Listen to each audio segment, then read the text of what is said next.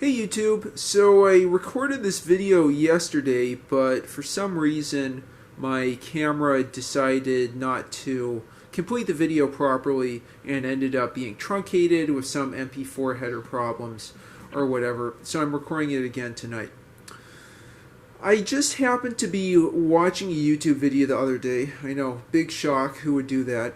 And I came across a really interesting and enjoyable video about the construction of Japanese melodions. This got me thinking. There was a time about 10 or 12 years back when I was playing melodions, or melodicas as they're also known. And so I went in the garage and I did some digging and I found the melodions that I had.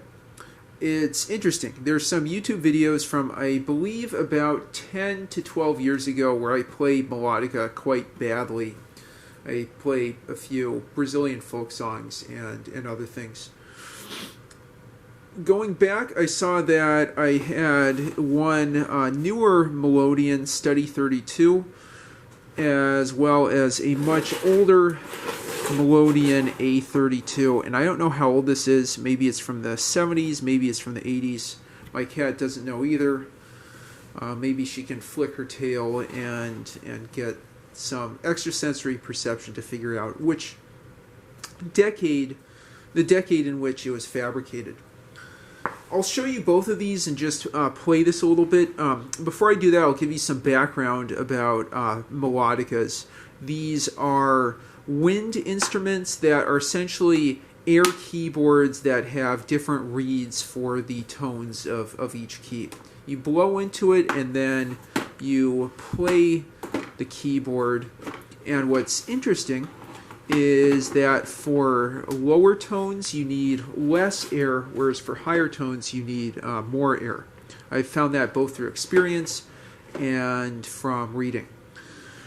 These are really popular in education programs in Asia, particularly in Japan. So they are considered kind of, I don't know if I'd say a toy instrument, but not a particularly professional instrument. But that perception is starting to be challenged in a big way. I'm thinking Cafe Tacuba is one band that in the 70s and 80s used it. My cat wants to be in a melodica band and also really wants to be in this video. I'm thinking of some other notable melodica. Hermeto Pascoal in Brazil popularized melodica in the 60s and 70s. Augustus Pablo in the reggae genre. I think just more recently for me, growing up in the U.S., John Batiste on The Late Show with Stephen Colbert, I think made this really popular in the past 10 years. It's a great instrument for jazz improvisation. It's, I think, better than electric keyboards for a number of reasons. One is you don't have to charge it up. It just, runs on the breath of life, as I heard in another video. And another thing is it's not just a keyboard. You have a lot of control from your breath in the mood, in the tone of the sound. You can add more acoustic effects like vibrato and so on. I can't really describe that too well. This Study-32 is made in China up to Suzuki standards. It's really nice quality. It has a black plastic body and plastic keys. An opening on the left-hand side for the mouthpiece here if you want to play this one-handed, one hand on the keyboard and one hand holding the melodica. And that's great if you don't need to see the keys. But if you do, it also has this little snorkel here that plugs in the same spot. And since I'm not very good, I'm going to plug in the snorkel. Let me go ahead and flip this around here and show you the handle on the back. There's your handle and also a little button here that's a spit valve. You can blow out all your spit. Besides that, before I play it, I'll also show you that there's this cute little instruction manual that came with this one. I don't think I have the instruction manual for the other. It's multilingual. I believe that's both in English, and I think these characters are katakana, Japanese. Some of these are sort of entertaining. Don't swing around your melodion mouthpiece. There's the layout of the M32C and MX series. Don't use thinner benzene, hot water. Keep your melodion away from the heat. Rinse your mouth out before playing. Definitely a good reason to floss and clean out your mouth. Don't use thinner benzene, hot water, or boiling water. I just use an alcohol wipe. Or not even an alcohol wipe, a paper towel with some 70% rubbing alcohol, and I haven't had any issues. This is also an important one, and that's actually quite useful. If you blow too strong, the melodion does not sound well. Manipulate your breath to make a good sound. You can, change the volume. I don't think you can bend notes the way you would on a harmonica, but there's certainly, a lot of different qualities of the tone that you can adjust with your breath. I'll just play a couple songs here that use similar keys in C major, Asa Branca, and When the Saints Go Marching In. Really simple stuff that I'm still going to screw up.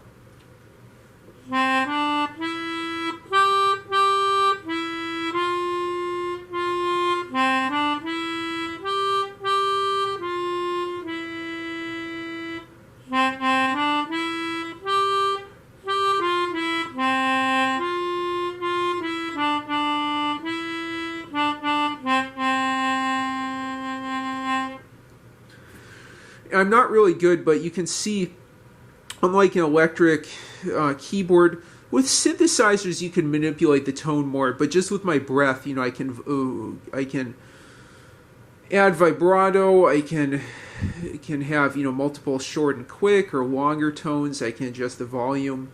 There's a lot of modulation you can get in the sound, contrary to what you'd expect, and you definitely don't want to have super loud tones. I'll just show you, that I'll need more air for higher notes.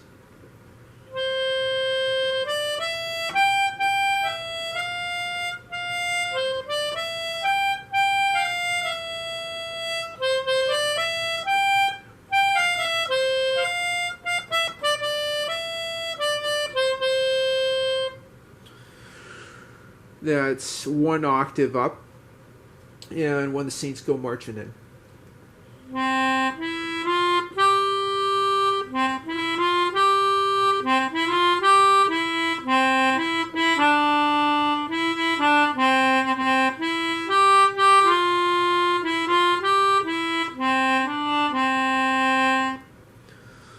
Again, not too good, but just some of the songs that I remember playing.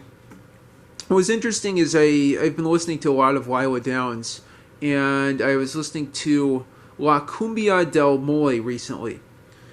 After some I'm trying to think what the word is, playing by ear, I was able to figure out that this sounded, that the song sounded like it was in, I'm trying to see what this is, G sharp major, something like that. I need to learn my music theory better, but I was able to replicate the melody fairly well, and I'll have to start trying that again, along with varying the volume, rhythm, and just other aspects of the melody there. Okay, so I'll go ahead and put that away and show you the older one, which is a little bit more robust isn't the right word, more complexly built. That one's not all plastic. That one has some metal in it. But this is still nicely made, although it is plastic. And I thought it sounded like it was fairly in tune. I know I've read that melodions are tuned a little bit sharp intentionally. I think that varies depending on melodions. I haven't tried a Hohner melodica. I know the name comes from there, or a Yamaha pianica, but I might do that in the future. I think I have also have a Hohner melodica put away somewhere. Okay, so this is a Suzuki melodion A-32, made in Japan. I'm guessing this is from either the 70s or 80s. I don't think it would be older than that, but my guess could be totally wrong. If leave your thoughts in the comments down below. This is also 32 keys. From what I hear, 32 keys is good for most songs. For some, you might want to have, you know, a 37 key melodica, but for the kinds of stuff I do, I think this is plenty. It has the lower C marked on the appropriate key down here. Let me zoom in to show you that. There you go. So in case you forget there's a C. So you have F, C, F, C, F, and a high C up there. The mouthpiece is in this nice little plastic case. You know, I don't know. A, I think is altos. I think this is a higher pitched melodion. I'm not sure what M was, but there's the mouthpiece, and there's a snorkel, a longer hose like on the other one. Let's just see how this sounds in comparison. I'll just give you a quick demo right here to wrap up. Oh, I'll also show you the body of this is more metal than the other one. I'll zoom out. Yeah, so plastic keys, metal and plastic body, a little handle there. I think that's katakana. And then there's your blow valve there to get any spit or other debris out. Okay, so I'll go ahead and set this in here. Oops. Yep, that fits nicely. There's a little bit of resistance in the keys, but just after playing it a couple times, that went away.